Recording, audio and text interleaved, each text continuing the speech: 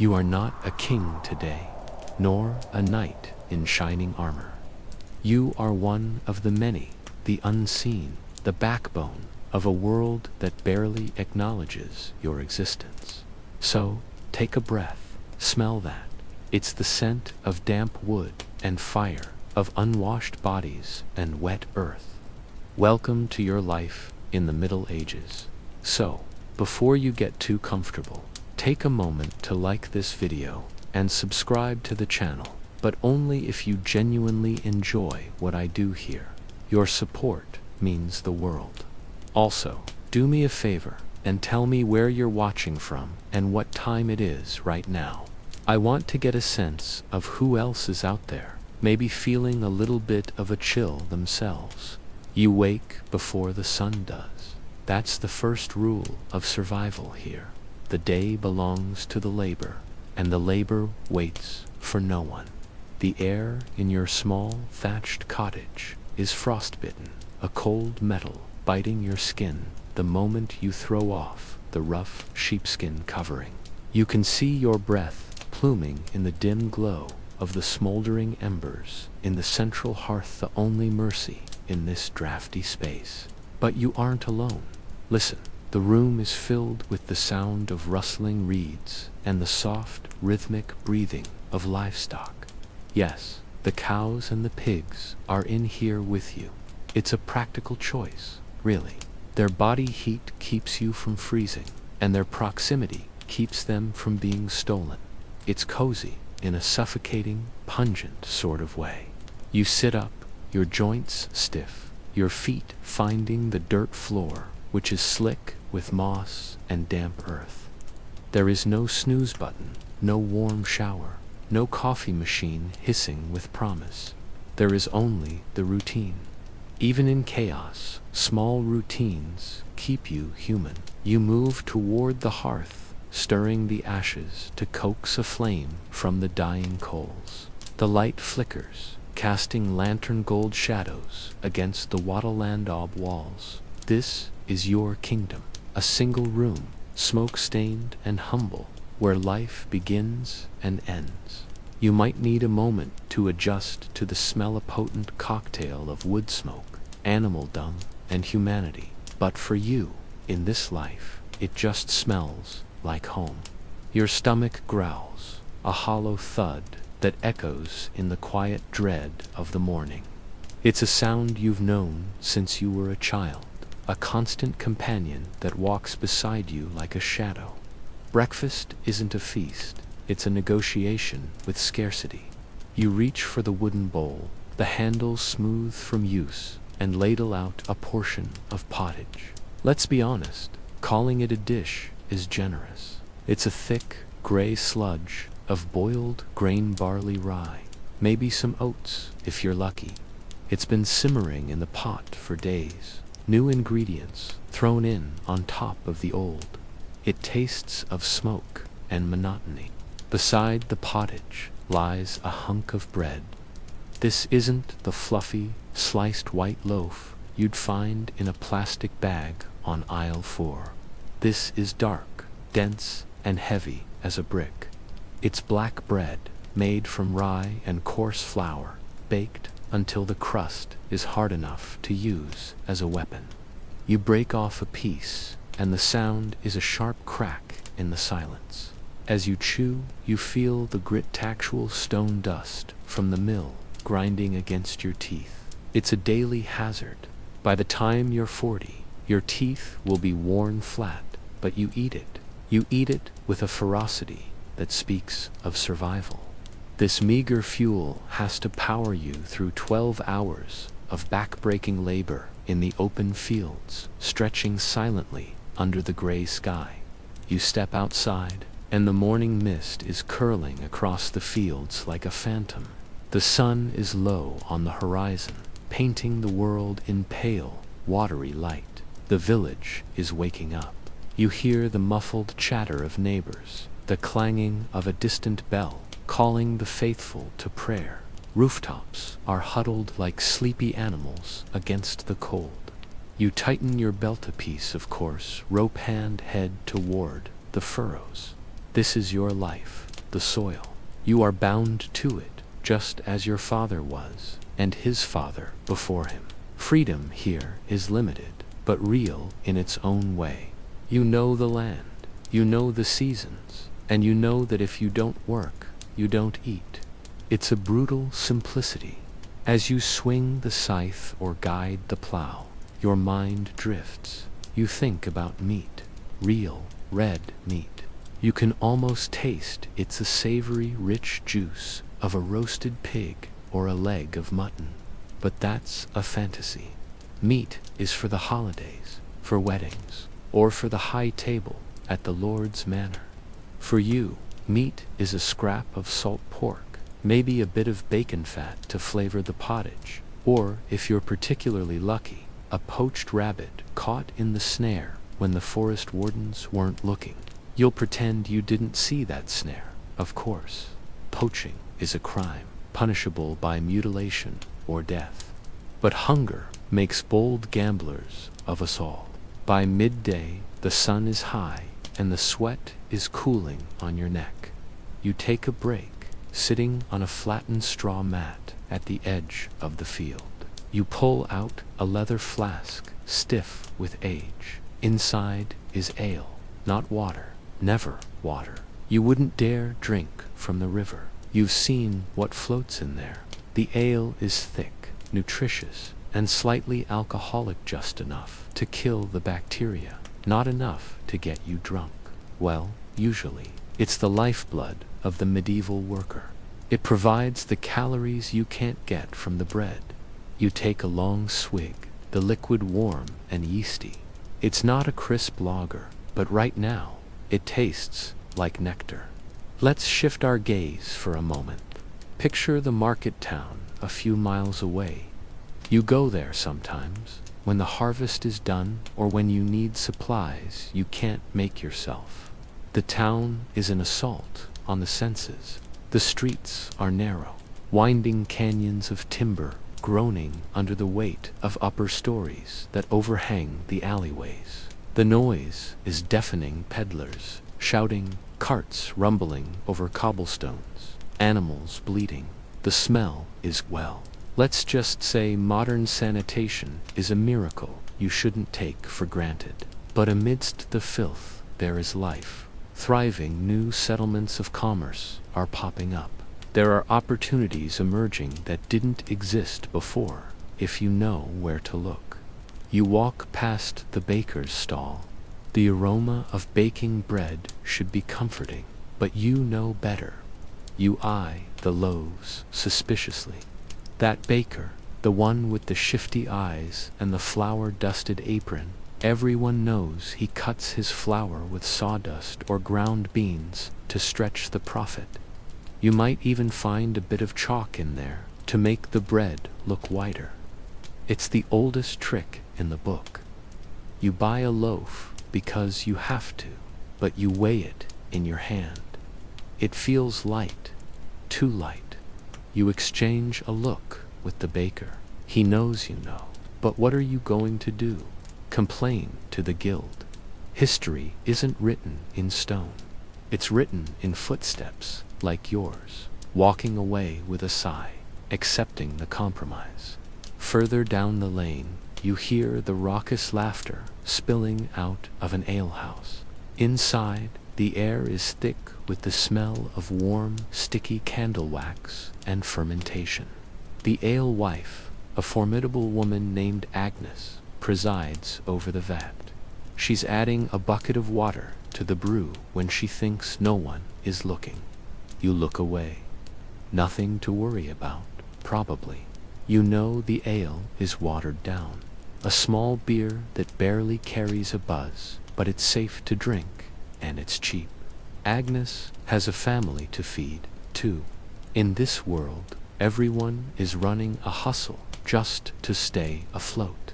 It's entrepreneurial ambition born of desperation.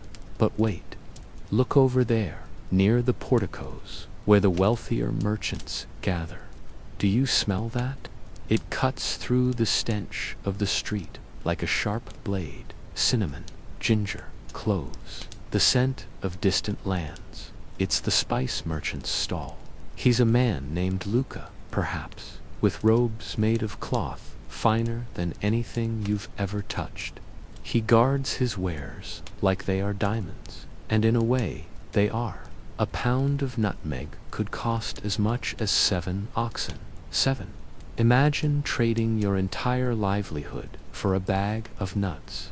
These spices traveled the Silk Road, navigating deserts and oceans, surviving bandits and storms, just to end up here, tantalizing you with a world you will never see. You watch a nobleman's servant buy a small pouch of pepper.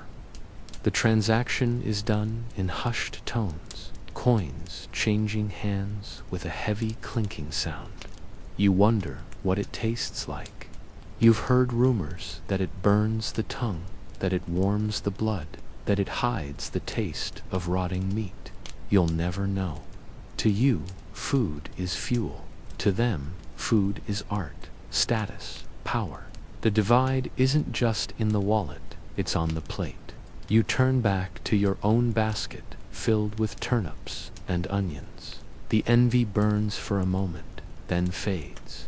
Survival teaches lessons money can't buy, and right now, your lesson is to get home before dark. Let's transport ourselves now, leave the muddy market, and float up, higher, over the stone walls of the castle on the hill. Dim the lights again. We are entering the great hall. The contrast is shocking. Here, the air is warm, scented with lavender and roasting meat. The stone floor is covered in fresh rushes, smelling of sweet grass. A fire roars in a fireplace big enough to stand in. You are invisible here, a ghost at the banquet.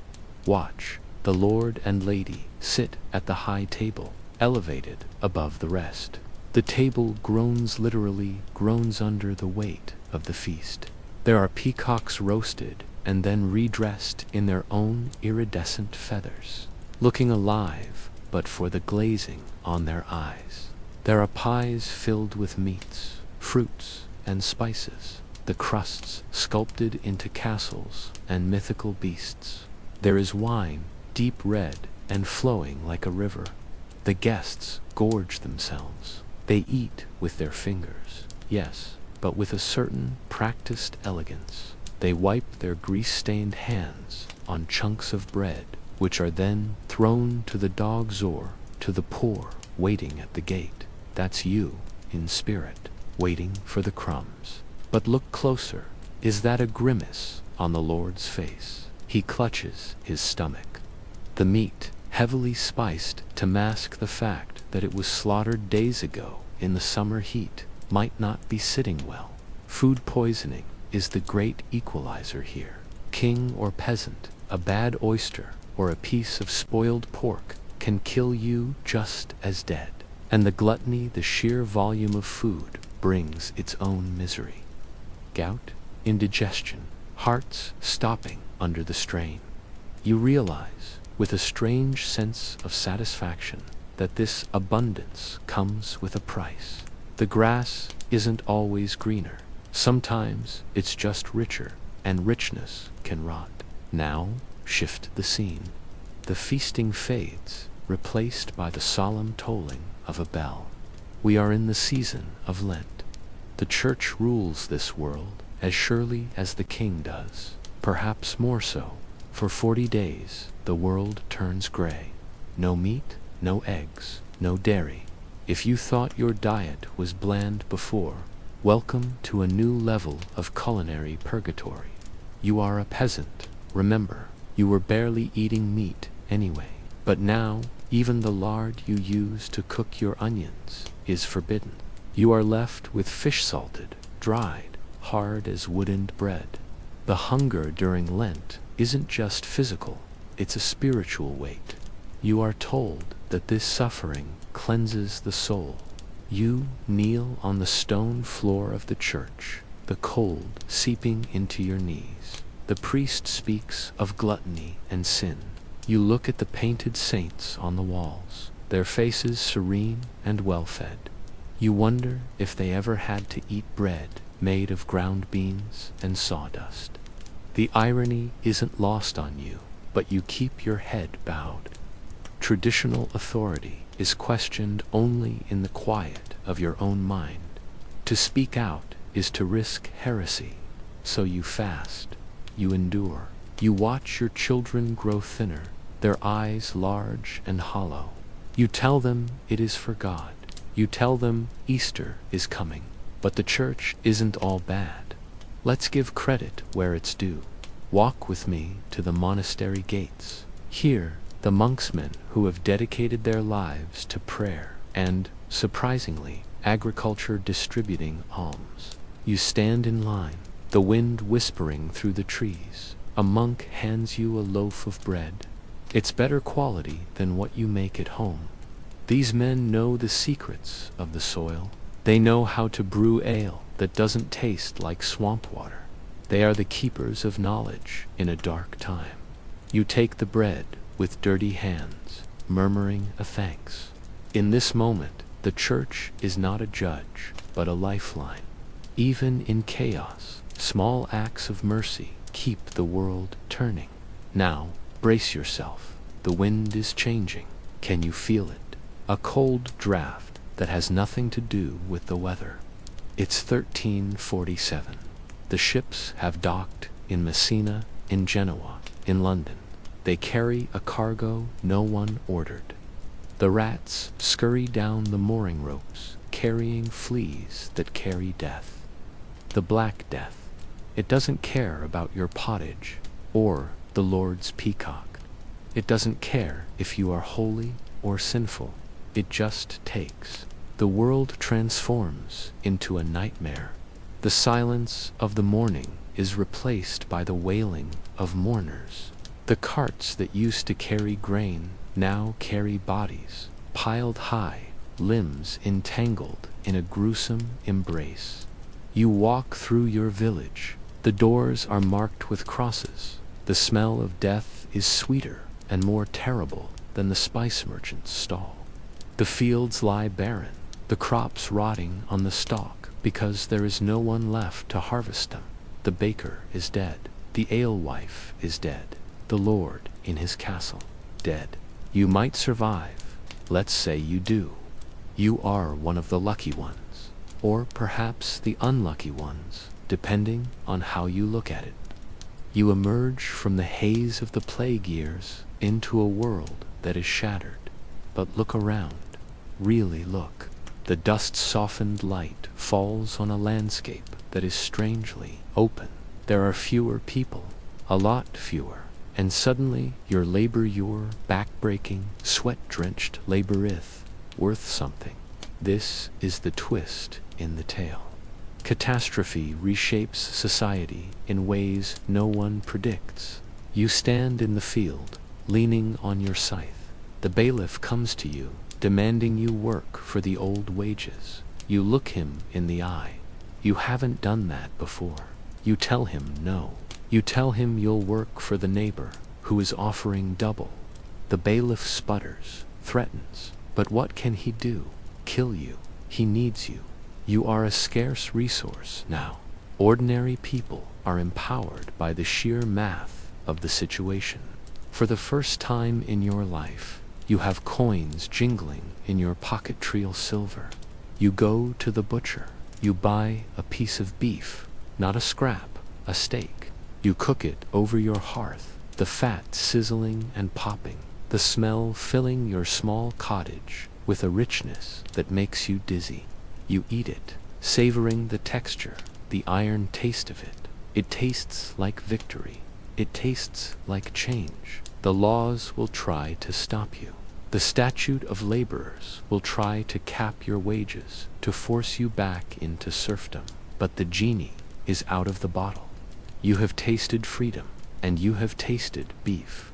You aren't going back. Let's take a step back and look at the whole picture. The timeline blurs. The Middle Ages wasn't just one long, dark winter. It was 1,000 years of slow, grinding change. It was the innovation of the heavy plow, the three-field system, the water wheel. It was the peasant revolt, where men with pitchforks stood up to knights with swords. It was the resilience of women like Matilda, preserving food with salt and smoke, ensuring her family survived the lean months. It was the sheer, stubborn will to keep living. Think about the food again. Yes, it was often bland. Yes, it was sometimes dangerous. But it was also organic, local, and seasonal in a way modern hipsters would kill for. There were no preservatives, no plastic packaging, no high fructose corn syrup. When you ate a strawberry in June, it was the sweetest thing you had ever tasted because you had waited all year for it. The joy of a fresh loaf of bread, still warm from the oven, was a celebration. We have lost that, haven't we? The intense appreciation of the ordinary.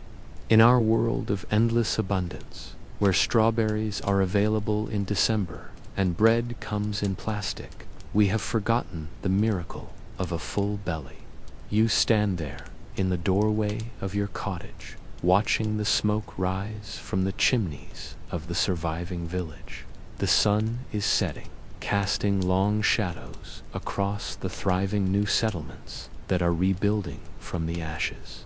You are tired, your bones ache, your teeth are worn, but you are alive. You have navigated the famine, the pestilence, the corruption, and the cold. You are the ancestor of the modern world. Without your struggle, without your survival, the future doesn't exist.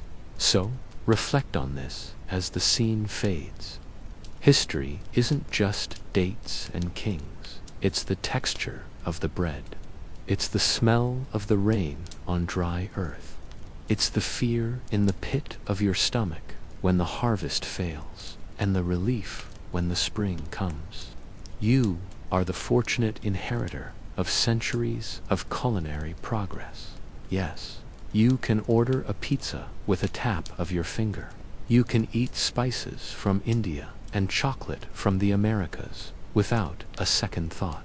But don't look down on the medieval diner. Don't pity them too much. Respect them.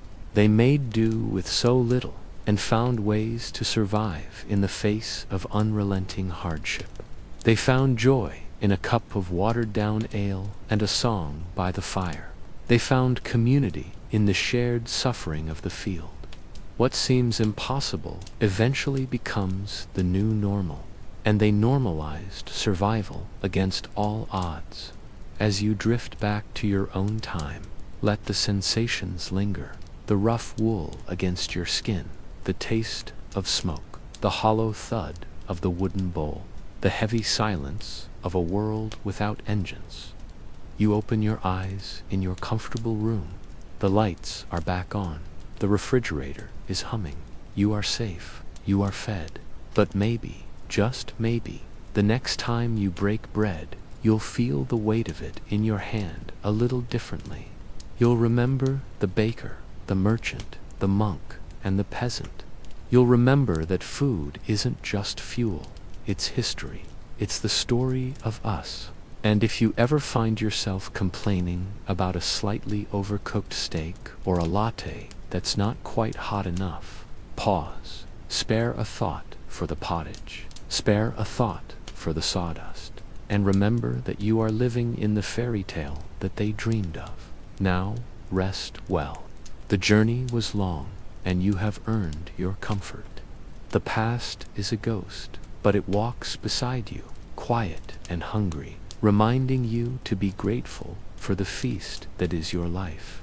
Let's go deeper into the specific mechanics of your survival, because the Devilland, the hunger is in the details. You might think you know what organic means, but you haven't lived it until you've spent a week trying to keep weevils out of your flour sack. Consider the preservation. There are no freezers here. If you kill a pig in November, you need to make it last until Easter. So, what do? You salt it. You salt it until it looks like a rock and feels like a shoe. Salt is precious, expensive, but essential. You rub it into every crevice of the meat, your hands stinging from the cold and the brine. You hang the hams in the chimney, where the smoke from the hearth will cure them. That smoke becomes a flavor profile you can't escape. Everything tastes of it, your clothes, your hair, your cheese, your meat. It is the cologne of the era. And the cheese. Let's talk about cheese. It's not the vacuum-packed cheddar, you know. It's hard, pungent, and vital. You make it yourself, curdling the milk in the corner of the hut. It's a gamble. Sometimes it ripens into something sharp and delicious. Sometimes it turns into a moldy hazard. But you eat the mold. You cut around it if you're picky. But who can afford to be picky? The cheese is protein. It's life. When the bread runs out in late winter, that wheel of cheese might be the only thing standing between you and the grave. Now imagine the water. Or rather, don't. You walk to the well in the center of the village. The bucket is heavy, the rope coarse and fraying. You pull it up, the water sloshing, cool and clear. But is it? The latrines are not far away. The tannery, where they use urine to cure leather, is upstream. You look at the water, it looks fine, but you've seen your neighbor, the strong one, wither away in 3 days from a flux of the stomach. So you don't drink it, you brew. The brewing is women's work, mostly. Your wife, or your mother, or the alewife down the lane. It's a scientific process, done by feel and tradition. The grain is soaked, sprouted, dried, and boiled. Herbs are added a la hoof. The yeast is wild, caught from the air, or saved on a magic brewing stick, passed down through generations. When the foam rises, it's a sign that the transformation is happening. The result is cloudy, thick, and sour, but it's safe. It's liquid bread. You drink it with breakfast, with lunch, with dinner. It dulls the ache in your back and the sharp edge of your anxiety. Let's zoom in on the social gathering. It's a feast day, maybe St. John's Eve. The village gathers on the green.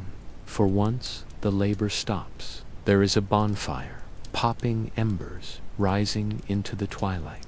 Someone has slaughtered a sheep. The smell of roasting mutton fat is intoxicating. It hangs in the heavy, humid air, making your mouth water so hard it hurts. You are given a portion. It's greasy, it's tough, it's stringy. But to you, it is the finest steakhouse dinner. You wipe the grease on your chin, laughing with your neighbors. The music starts a pipe and a drum, a hollow thud and a high, piercing melody. You dance. You dance to forget the mud, the cold, the taxes. These moments linger longer than the years that follow. They are the bright sparks in the dark. But then the winter returns. It always returns. The medieval Little Ice Age is setting in. The winters are longer, colder. The crops fail. The rain doesn't stop. The wheat rots in the field, turning black and slimy. This is the Great Famine. You look at your stores. The grain bin is half empty, and it's only December. Panic is a cold knot in your chest. You start to ration. 2 meals a day becomes 1. 1 becomes a half portion. You start foraging. You dig for roots in the frozen earth, your fingers numb and bleeding. You strip the bark from trees. You boil old leather. You look at the family dog, and then you look away, ashamed of the thought. But the thought remains. This is the reality of the good old days. It was a life lived on the razor's edge, but catastrophe forces opportunity. When the population crashes, whether from famine or plague, the land remains, the forests regrow, the soil recovers, and for those who survive, the world opens up. You see empty tenant farms available for a song. You see the lord of the manor desperate for anyone to work his lands. You realize you have leverage. You negotiate a lower rent. You demand a new roof for your cottage.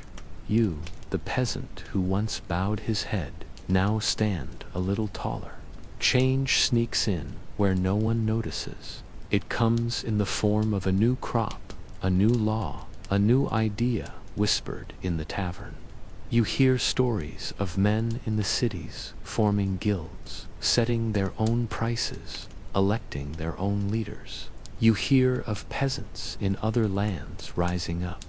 You start to think, you start to question. Why must you give half your grain to a man who does nothing but hunt all day? Why is his blood blue and yours red? These are dangerous thoughts, but hunger makes you brave. And let's not forget the women. They are the unsung heroes of this story. While the men plow, the women manage the economy of the household. They are the brewers, the spinners, the doctors, the gardeners. They know which herbs stop a fever and which mushrooms will kill you. They stretch the food, turning a handful of beans and a bone into a soup that feeds 7. They work from the moment they wake until the moment they collapse. Their hands are rough, their faces weathered, but their eyes are sharp. They are the glue holding this fragile world together. Now imagine the night, the true night. There is no light pollution. The sky is a vast, crushing dome of stars, terrifyingly bright. The woods are pitch black, filled with wolves, and you believe spirits. You bolt the door. You huddle together under the sheepskins. The silence is absolute, broken only by the wind howling around the eaves. You tell stories. You tell stories of knights and dragons, of saints and miracles, of a land of cocaine where the rivers run with wine and roast pigs walk around with knives in their backs, begging to be eaten. It's a fantasy of gluttony, born of starvation. You dream of being full. That is your deepest desire. Not gold, not glory, just a full belly. As morning approaches, the first gray light filters through the cracks in the shutters. You wake. You are still hungry. You are still cold, but you are still here. You rise. You stir the embers, and you begin again. This resilience is your legacy. It is written in your DNA. It is why you are here today, sitting in your climate-controlled room, reading this. You are the product of survivors. You are the result of 1,000 years of people who refused to give up, who ate the bark, who drank the sour ale, who worked the frozen fields. There are shadows in this world we haven't explored. Corners where the lantern gold shadows hide secrets that would turn your stomach faster than a plague rat scuttling across your foot. You've tasted the bread, yes, but have you asked what's in it? You've drunk the ale, but do you know whose hands brewed it tanned, what they added when the grain ran low? Come back with me. Step out of the light and into the dim, narrow alleyway behind the baker's shop. The air here is different. It doesn't smell of open fields or wood smoke. It smells of nervous sweat and wet stone. The silence is thick enough to touch, broken only by the scratching of something small and clawed inside the walls. You are the baker now, or perhaps you are his apprentice, watching from the corner with eyes wide in the gloom. The year is lean. It's always lean, isn't it? But this year, the harvest was a disaster. The rains came too early and stayed too long, beating the wheat into the mud until it rotted in the husk. The price of flour has doubled, then tripled, but the village still needs to eat.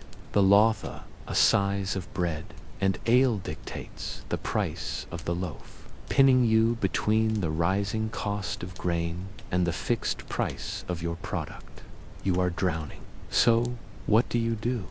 You improvise. This is entrepreneurial ambition in its darkest form. You look at the sack of flour, precious white dust that costs more than your life is worth. It's not enough. It's never enough. You glance at the door to ensure the bailiff isn't walking his rounds.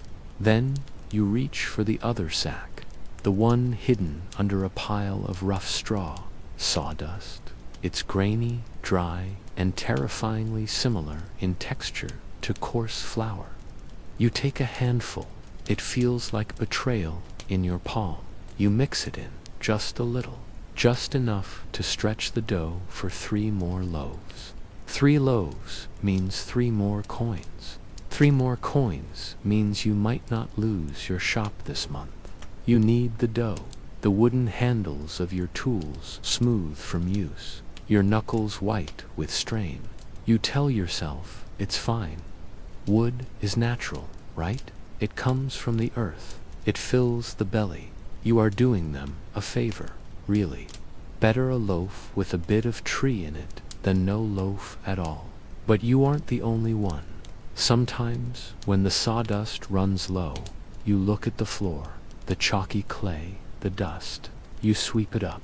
Into the mix it goes. You are building a loaf that is as much geology as it is biology. When you pull it from the oven, it looks perfect, golden, crusty, warm. But lift it. It's heavy, dense, a stone in the gut. You sell it to the woman with the tired eyes and the crying baby.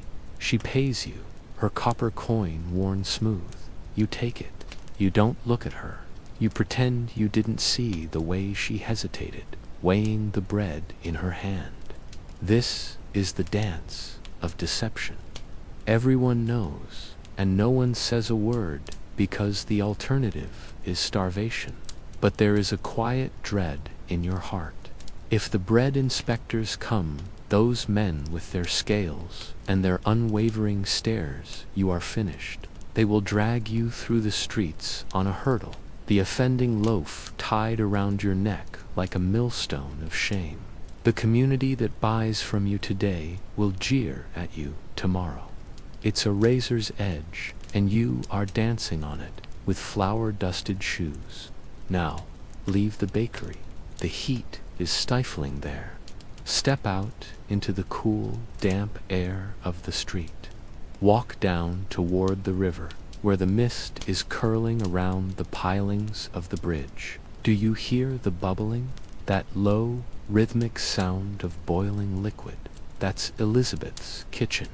She's an alewife, a woman who holds the keys to the village's happiness hand. It's oblivion. Elizabeth is tired. You can see it in the way she moves, her shoulders slumped, her hands red and chapped from the scalding water. She stands over the cauldron, the steam rising to dampen her hair. Her children are in the corner, huddled on flattened straw mats, watching her with hungry eyes. The profit margins on ale are razor-thin, thinner than the gruel they ate for breakfast. The barley was expensive this week. The malt didn't sprout as well as it should have. She stares into the vat. The brew is strong, rich, the way her grandmother taught her to make it. It's good ale, but there isn't enough of it, not to pay the rent, not to feed the 3 mouths in the corner. She bites her lip. She looks at the bucket of water standing by the door. It's river water. She tried to filter it through a cloth, but it's still cloudy. She lifts the bucket. The water splashes into the ale with a hollow thud. 1 bucket, that's profit. 2 buckets, that's new shoes for the boy. 3 buckets. She stops. She knows the line. If she crosses it, the ale will taste like swill. The men in the tavern will spit it out. She'll be branded a witch or a cheat. But the fear of poverty is a cold metal biting her skin, sharper than the fear of reputation. She stirs the pot, blending the water into the gold. She whispers a prayer, asking for forgiveness, asking for the yeast to work a miracle and hide her crime. Later, in the tavern, you watch the laborers drink it. They grimace. It's thin, it's sour, it lacks the punch that makes the long day fade away. They grumble, slamming their wooden mugs down on the table. Elizabeth watches from behind the bar, her heart hammering against her ribs. She smiles, a brittle, fragile thing. It's a fresh batch, she lies, needs time to settle. They believe her because they have to, because the water in the well might kill them, and even watered-down ale is safer than the flux. Speaking of the flux, you might want to cover your nose. We are leaving the village now, traveling up the hierarchy, away from the sawdust bread and the watery ale. We are going to the royal court. You'd think it would be safer here, wouldn't you? Cleaner, more refined. Think again. Welcome to the year 1216. The location is Newark Castle, a fortress of stone, slick with moss and rain. Inside, the air is not filled with the smell of poverty, but with the cloying scent of incense, trying and failing to mask the smell of sickness. The king is dying. King John of England, you know the name, the villain of the Robin Hood stories, the man who lost the crown jewels in the wash, the tyrant who signed the Magna Carta because the barons held a sword to his throat. But look at him now. He isn't a tyrant today. He is a man writhing in a bed of fine linens that are soiled with his own waste. It started with a feast. Of course it did. It always starts with a feast. A surfeit of peaches. The chroniclers will say, imagine it. The king, exhausted from campaigning, stops at the Abbey of Swineshead.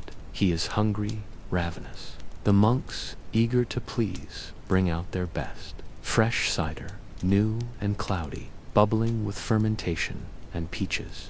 Fuzzy, sweet, juicy peaches.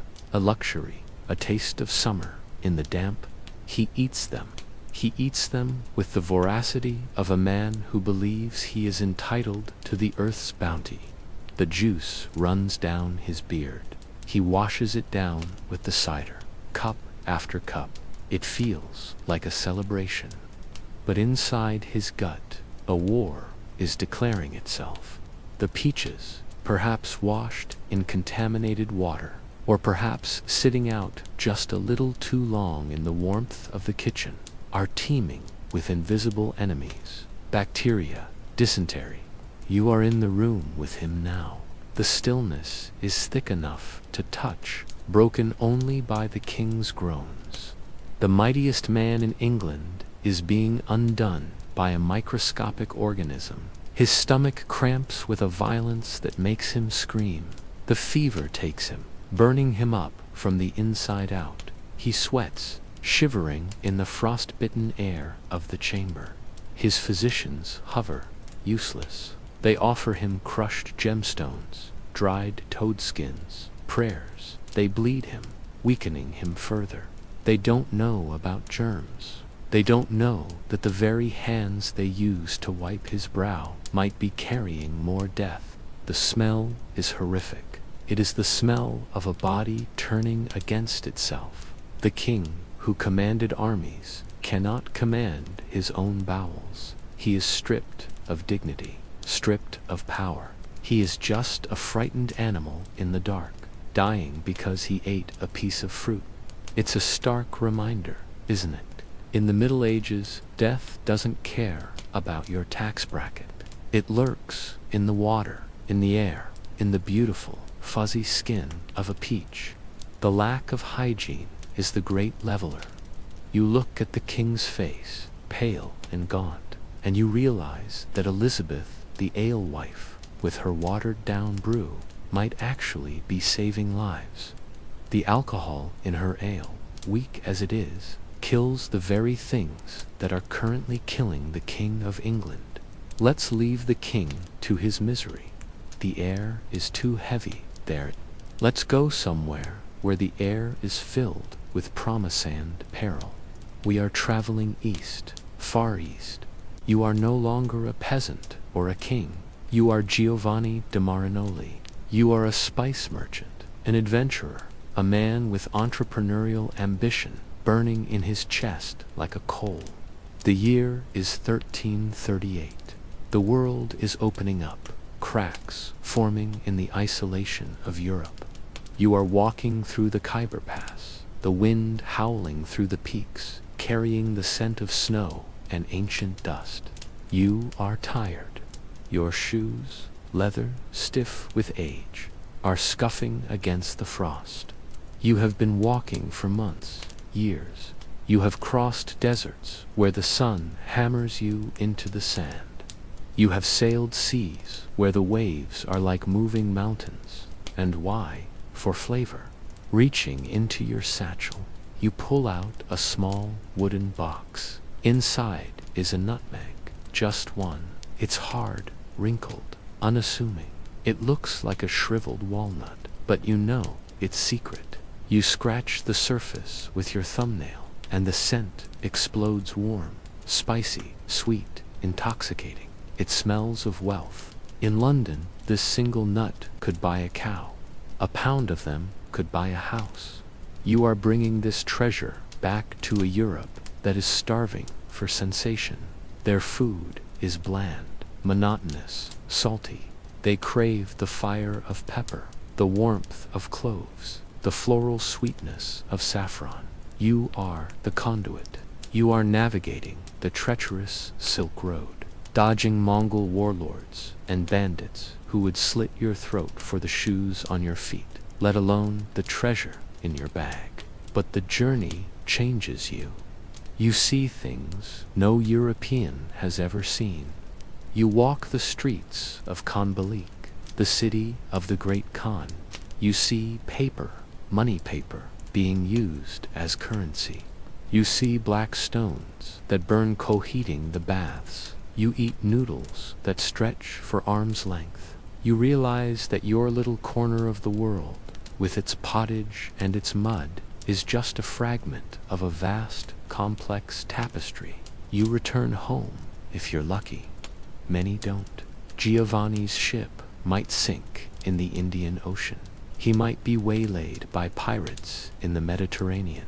But if he makes it, he walks onto the dock in Venice or Genoa, and he is a king in his own right. He opens his chests, and the aroma hits the crowd. Cinnamon, ginger, galangal. The people gasp. It is the smell of paradise. They pay him in gold, desperate to sprinkle a little bit of magic onto their rotting meat and stale porridge. But let's be honest. You, the listener, you aren't Giovanni. You aren't the one getting rich. You are the one watching him from the dock, smelling that scent on the breeze, knowing you will never taste it. To you, spices are a myth. They are something the priest talks about when he describes the incense of heaven. Your reality is garlic, mustard, onions, the poor man's spices. You grow them in your garden patch, pulling them from the damp earth with your own hands. They are pungent, sharp, biting. They make your eyes water.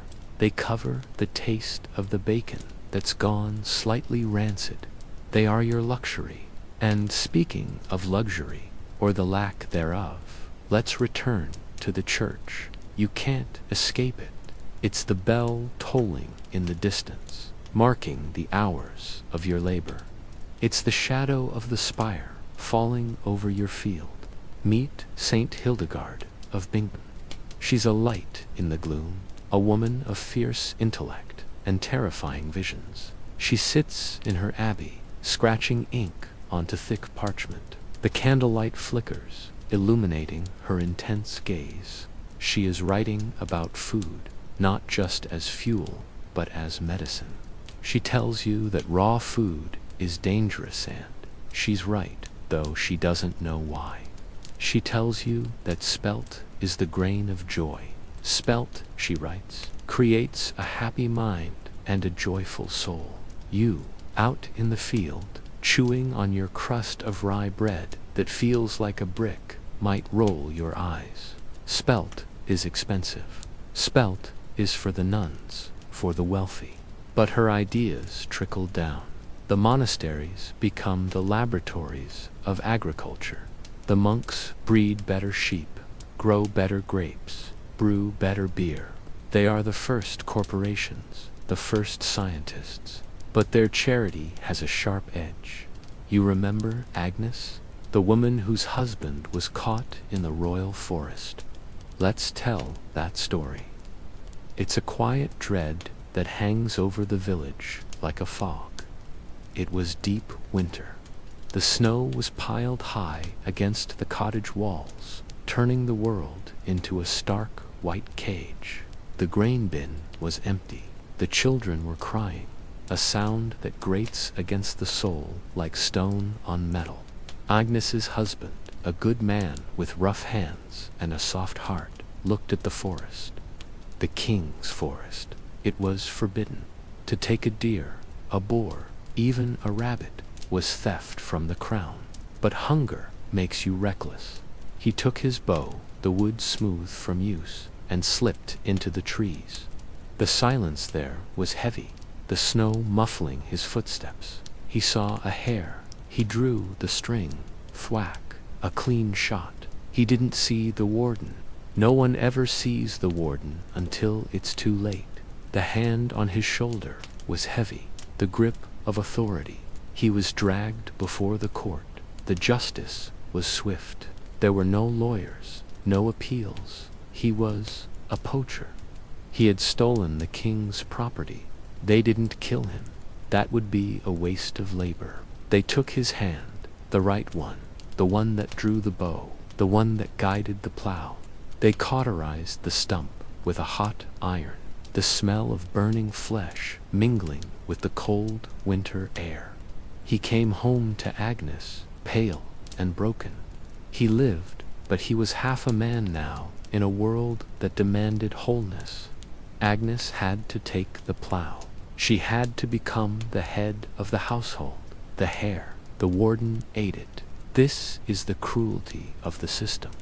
The food is there. The deer are bounding through the woods, fat and sleek. The pheasants are nesting in the hedgerows, but they are not for you.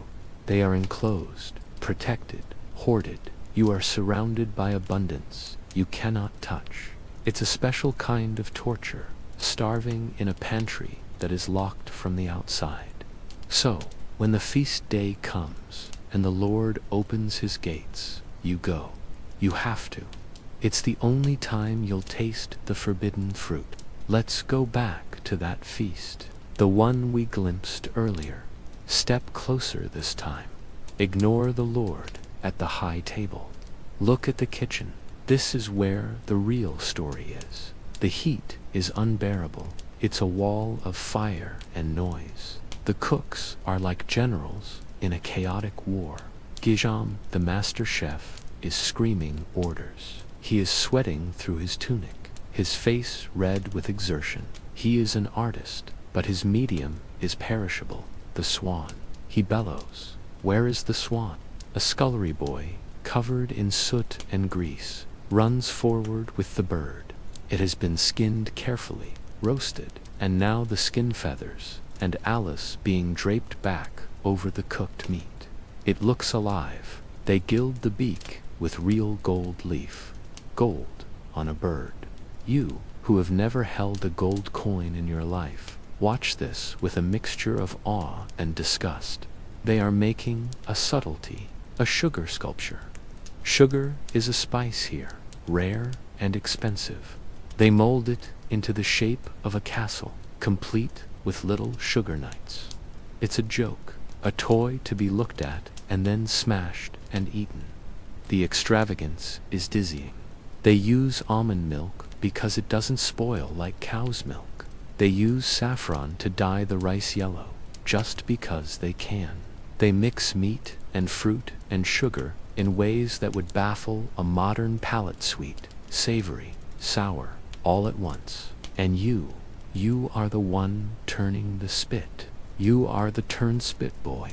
You sit by the fire, hour after hour, turning the handle so the pig roasts evenly.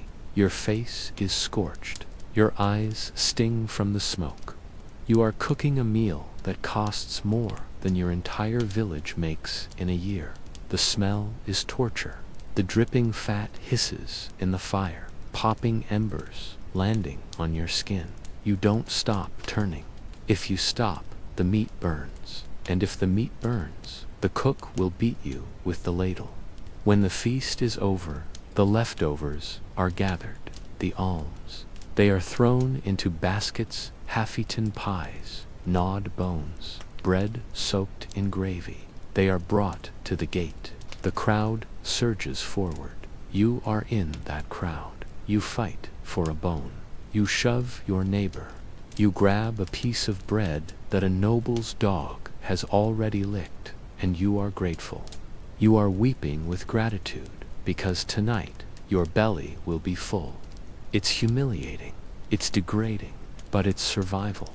And yet, in the midst of this, there is resilience. Look at the village again. Look at the women gathering in the communal oven.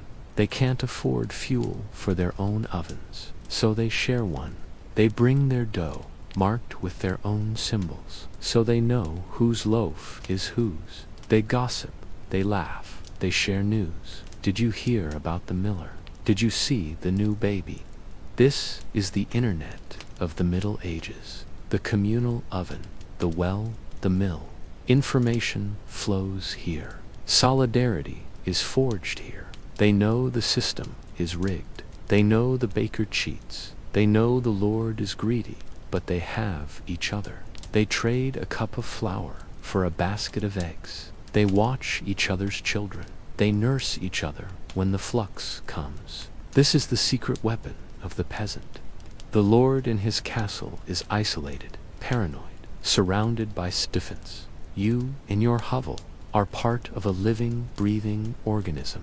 You are the village, and the village survives.